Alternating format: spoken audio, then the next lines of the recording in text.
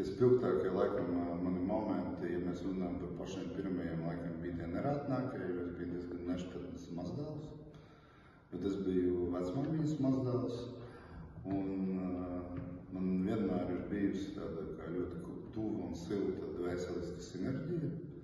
Arī mums ir kopīga mantu krāsa ar Nolaiķa vecmāmiņu. Un, laikam, man pirmie soļi, kad vecmāmiņa man vienmēr ir teikusi: Saša, tev vienmēr būs grūti ar citiem. To laikam es no viņas sadzirdēju 5 gadu vecumā, jo vecmāmiņas arī ilgais dzīves ceļš, kas ir atspoguļots arī 2 grāmatās, Padomju Savienības laikā nekad nav bijis viegls.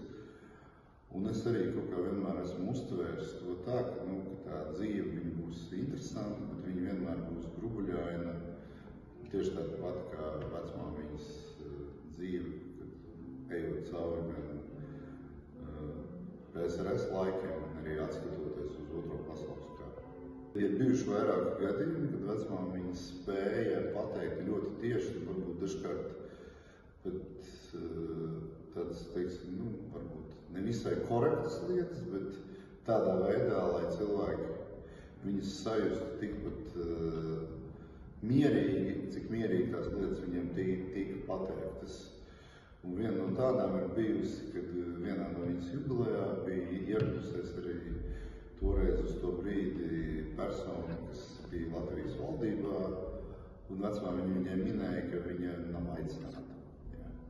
Un tas neizraisīja nekādu ne skandālu, ne pēc tam kaut kādu efektu presē vai kaut kur. Un vecmāmiņa arī pieņemt ļoti labu humoru izjūtu, jo man arī sanāca pirms vecmāmiņas aiziešanas aizsaulē, viņa apciemot Berlīnē.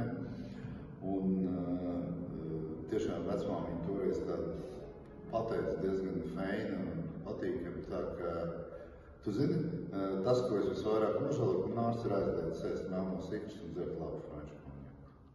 Vecmāmiņa viegli attiecās jebkuros dzīves laikos pret grūtībām, pret to un nekad nezaudēja sevi, savu identitāti un protams, izbaudīt.